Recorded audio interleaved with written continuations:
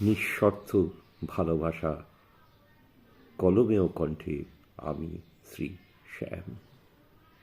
আমি যে তোমায় ভালোবাসি সে কথা তুমি জানো। জীবনের গতির পরিহাস, মিলনের বাধা, সেটা কি তুমি মানো? তোমার ব্যক্তিত্বর কাছে আমি হেরে গেছি। ভয়ের কারণে প্রস্তাব রাখতে অপারগ হয়েছি। আজও তাই স্মরণে ব্যথা পাই মনে। পুরুষত্ব হয়তো এরেই বলে। অল্প বয়সে পুরুষত্ব হয়তো ছেলেদের আসে না যতটা মেয়েদের থাকে।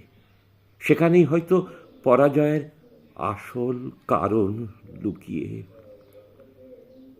আর প্রস্তাব রাখলেই যে সে প্রস্তাব গ্রহণ হবে, হয়তোবা তা নাও হতে পারে।